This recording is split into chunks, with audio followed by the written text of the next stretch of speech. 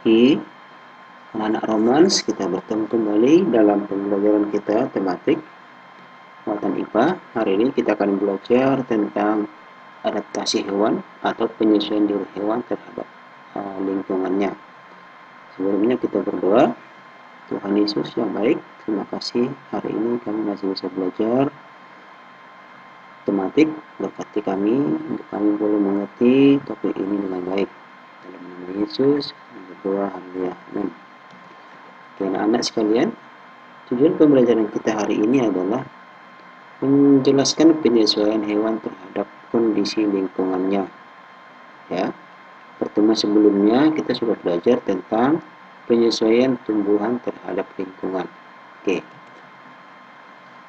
anak-anak sekalian, hewan menyesuaikan diri terhadap lingkungan tentu mempunyai tujuan, yaitu mempertahankan kelestarian hidupnya. Kemampuan hewan ini terdiri dari dua. Yang pertama, hewan menyesuaikan diri terhadap kondisi lingkungan. Jadi kalau lingkungannya dingin atau panas, hewan menyesuaikan diri terhadap lingkungan tersebut. Yang kedua, hewan juga menyesuaikan diri dengan bahan makanan. Tergantung makanan yang dikonsumsi oleh hewan tersebut. Kalau pemakan daging, memiliki ciri-ciri yang berbeda dengan hewan pemakan biji-bijian. Seperti itu. Oke, kita mulai. Hari ini kita belajar tentang hewan yang menyesuaikan diri dengan lingkungannya. Contoh kelelawar. Kelelawar disebut hewan nokturnal atau hewan yang aktif di malam hari, yaitu dia mencari makanan pada saat malam hari. Oke, kita bisa bandingkan, lihat buku kita halaman 44. Oke, hewan ini memiliki ciri-ciri bisa bergerak atau terbang di malam hari dan merupakan satu-satunya hewan yang bisa hewan mamalia yang bisa terbang. Oke, yang berikutnya adalah burung hantu. Burung hantu seperti namanya, dia bisa menangkap mangsa tanpa kedengaran suaranya karena bulunya yang dapat meredam suara. Burung ini juga memiliki penglihatan dan pendengaran yang sangat tajam, ya. Dan dia mampu terbang tanpa suara. Lehernya bisa berputar ke belakang untuk melihat sekelilingnya. Yang berikutnya adalah tokek dan cicak. Pernah lihat cicak di dinding rumah kita atau di langit-langit rumah? Nah, si hewan ini bisa berjalan dengan santainya tanpa terjatuh. Kenapa bisa begitu? Karena kakinya si cicak ini memiliki seperti lapisan yang sangat halus, seperti perekat, sehingga dia bisa melawan gravitasi bumi tanpa terjatuh sambil mencari mangsa. Ya, itu kemampuan dari si cicak ini. Yang berikutnya adalah unta. Nah, unta merupakan hewan yang biasa hidup di daerah yang sangat panas atau padang pasir atau padang gurun. Si unta ini memiliki beberapa ciri-ciri. Di sini ada namanya punuk.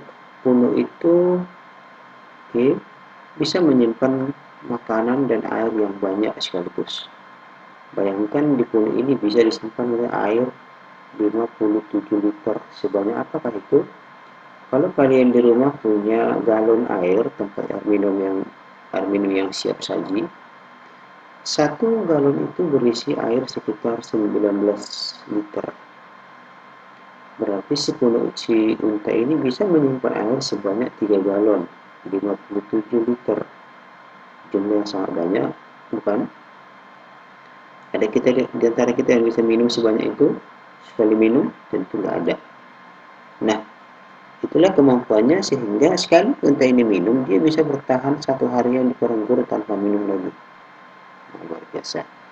Terus bulu mata yang sangat lebat, ya, untuk menutupi sekitar mata ketika terjadi badai pasir.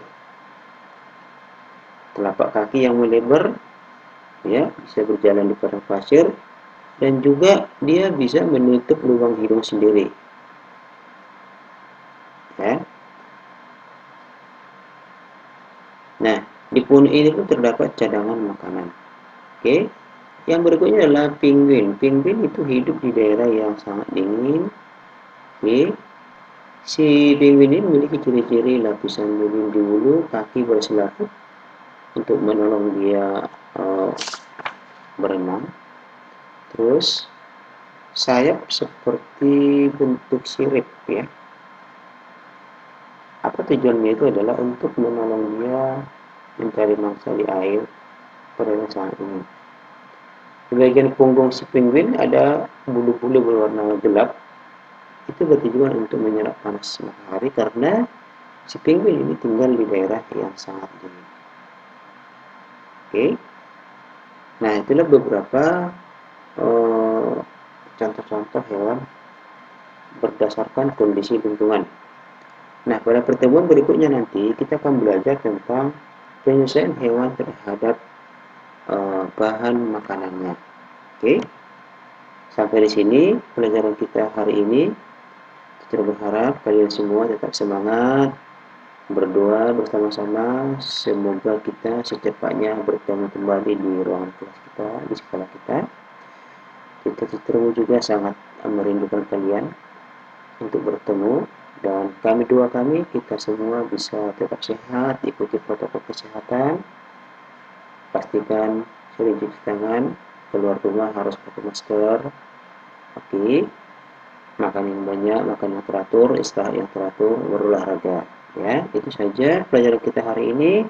Dan hari ini kita tidak ada penugasan. Silahkan mau dibuat reviewnya di notebooknya, silahkan. Oke. Tuhan Yesus memberkati. Selamat belajar.